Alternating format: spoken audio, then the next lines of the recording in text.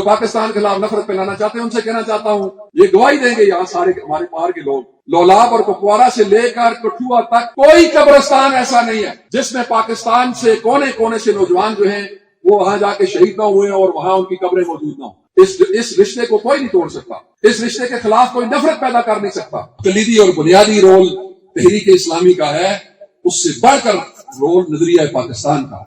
ये आतंकी पीओके में बैठकर कश्मीर के नाम पर जहर उगल रहा है, लेकिन इस बार इस आतंकी के अपने ही बयान में पाकिस्तान के उस दावे पर सवाल खड़े कर दिए हैं जिसमें वो सालों से सीमा पार आतंकवाद से अपना पल्ला झाड़ता रहा है। दरअसल हिजबुल मुजाहिदीन का डिप्टी सुप्रीम कमांडर आतंकी शमशेर खान का ये वीडियो सामने आया है।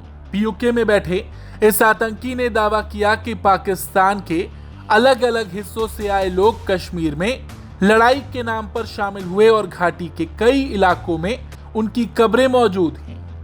आतंकी शमशेर ने कहा, कुपवाड़ा से लेकर कठुआ तक ऐसा कोई कब्रिस्तान नहीं जहां पाकिस्तान के कोने कोने से आए नौजवानों की कब्र ना हो।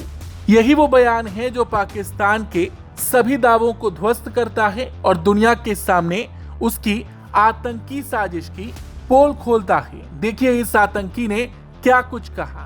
जो पाकिस्तान के खिलाफ नफरत फैलाना चाहते हैं उनसे कहना चाहता हूं, ये गवाही देंगे यहाँ सारे हमारे पार के लोग, लोलाब और कुपवारा से लेकर कठुआ तक कोई कब्रिस्तान ऐसा नहीं है जिसमें पाकिस्तान से कोने कोने से नौजवान जो हैं वो वहां जाके शहीद ना हुए और वहां उनकी कब्रें मौजूद ना हो। इस रिश्ते को कोई नहीं तोड़ सकता, इस रिश्ते के खिलाफ कोई नफरत पैदा कर नहीं सकता। कलीदी और बुनियादी रोल तहरीक इस्लामी का है, उससे बढ़कर रोल नजरिया पाकिस्तान का। आतंकी शमशेर खान ने इन आतंकियों को शहीद बताने की कोशिश की, लेकिन असल मायने में उसने पाकिस्तान की मानसिकता दुनिया के सामने रख दी। दरअसल पाकिस्तान सालों से इन आतंकियों को पालते आया है। पाकिस्तानी सेना इन आतंकियों को बकायदा ट्रेनिंग देती है और ये आतंकी भारत में हमले की साजिश रचते हैं। बड़ी बात यह है कि इस वक्त पीओके के अंदर भी स्थानीय मुद्दों को लेकर आवाजें उठने लगी।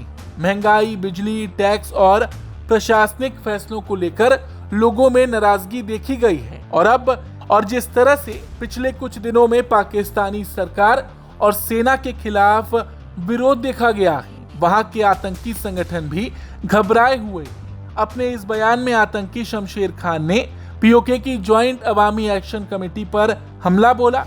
उसने जास को गद्दार तक कह दिया। लेकिन सवाल यह है कि आखिर एक नागरिक संगठन से आतंकी संगठन इतना परेशान क्यों है। आपको बता दें, जास यानी ज्वाइंट अवामी एक्शन कमेटी पाकिस्तान अधिकृत कश्मीर में सक्रिय एक नागरिक मंच है जो स्थानीय लोगों से जुड़े मुद्दों को उठाता रहा है।